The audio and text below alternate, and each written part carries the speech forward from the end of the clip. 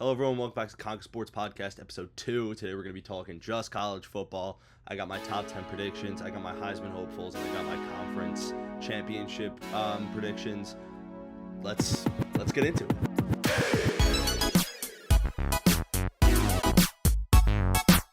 All right, so my top 10 basically looks like everyone else's top 10, top 25.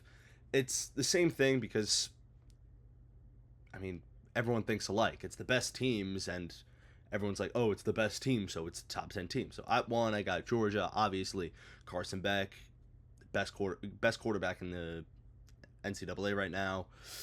Unanimous number 1, most likely undefeated, unless they, catch a loss here, catch a loss there. Not even a loss there. I think they play Ole Miss, I think, week 8, week 6. That's their possibility for an only loss. Number 2, I have Texas, coming off a conference championship last season, a postseason appearance.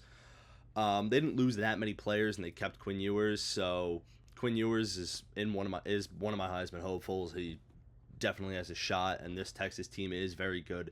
Granted, it's their first year in the SEC, and they have a difficult year. I do think they have a Week 7 loss to Georgia. I also think Georgia could have a Week 7 loss to Texas. We'll cross that bridge when we get to it. It's week -4 right now, so we'll see in 11 weeks. Number 3, I have Oregon. Dillon Gabriel was good as a Sooner, but he was a Sooner, so that means he was bad. But going to the Ducks, they have a very good team, and I think Dillon Gabriel is a very, very good fit there. It is their first year in the Big Ten, but they're going in guns blazing, so they could win. They have a Week 6 game against Ohio State, which I do think they could lose. I have Ohio State ranked at 4. I don't like Ohio State. They do have a good team, but it's Ohio State. They are known to, choke a little bit. They'll be heavily susceptible to upsets throughout the year. A possible 2-loss team to Oregon in Week 6 and Penn State in Week 8. At number 5, I have Notre Dame. It feels like every year Notre Dame has a very easy schedule. They have the talent to go undefeated this year, but even if they do go undefeated, they can't get the bye in the new 12-team playoff. It's only for conference champions. Week 5 loss to Louisville. Louisville is a speedy team. They're going to be good. Week 5 loss. I think so. Maybe. I don't know. At number 6, I have Ole Miss. I have to see it to believe it with Ole Miss. Dart is the key to bringing this team to greatness, and little to nothing is standing in their way. They will make the playoffs as a one-loss team to Georgia in Week 10. No one's really standing in their way except for Georgia, but that's a given. Alabama, they have DeBoer as their coach. Saban's out, so they're not gonna have the number 2 spot for the next few years. It's gonna be an incline. They tanked, and they're gonna have to go back up to greatness. And I think Ole Miss is that team to take that number 2 spot in the SEC. Number 7, I have Penn State. James Franklin has no better opportunity to make this team champions than this year. They have a difficult but very winnable schedule. Their toughest game being Week 8 against Ohio State. Drew Allar will hit his stride this year, and Penn State has a very, very good chance of being champions this year. I have Penn State as my dark horse team to win it all. If Penn State, figures everything out, they could win the national championship this year. Number 8, I have Missouri. They have a top 10 receiver core. They're coming off a 10-win season last year. A fairly easy schedule. Week 8 against Alabama. Could lose, could win. We'll see in Week 8. Number 9, I have Utah. Cam Rising is a very experienced quarterback. He's going from playing in the very difficult Pac-12 last season with Oregon, Bo Nix, and then Caleb Williams to an above-average Big 12 this year. They could win the Big 12 with a possible 1 loss to Oklahoma State in Week 4. They will see each other again in the championship game. At number 10, and finally, I have Florida State University. I don't think Florida State will be championship contenders in the next few years, but I do think that. I do think Florida State will be championship contenders in the next few years, but not this year. Not at all. DJ, too many letters, fills the void that Jordan Travis left, but I think that the Seminoles will need a year or two to work everything out to have a season like last year again. All right, my conference championship predictions. These are all sort of a given, unless people come out of the woodworks and just, we won the division. SEC, I have Georgia versus Ole Miss. Georgia's the obvious pick here, but Alabama having to work out DeBoer as a new head coach. Ole Miss takes the 2 spot and will play Georgia in the SEC championship. Big Ten, I have Oregon versus Penn State. I don't like Ohio State. I don't think they do it. I think they will choke. They're going to come into the Big Ten guns blazing. Oregon is going to, sort of prove that, yeah, we're here, we're staying here, and we're going to win this fucking conference. Penn State can finally be great this year, and I think this is the year that they will do it. Big 12, finally, last but not least, I have Utah versus Oklahoma State.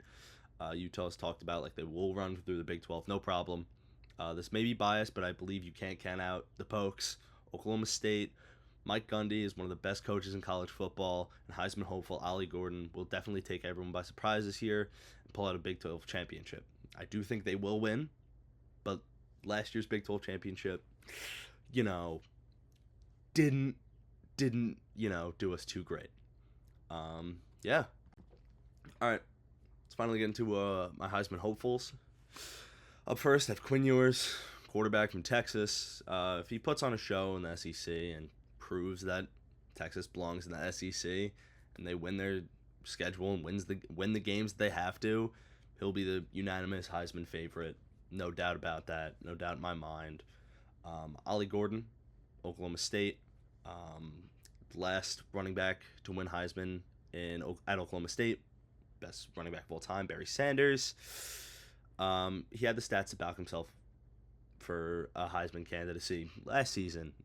He had a few games later in the season, decline against UCF. He barely touched the ball, barely got any yards. But at that point, he already had, I think, 1,000 yards and a couple tens of touchdowns. And he didn't play. He didn't play the first 2 games. He got limited touches. I mean, I was at the games. I hardly saw him. I didn't know his fucking name. If he doesn't have a bad game like he did against UCF last season and definitely plays the whole season, I know he got a DUI, but Mike Gundy did just come out and say that he will play. He will play every game. He will get penalized for his DUI, but not by missing games. So go Pokes.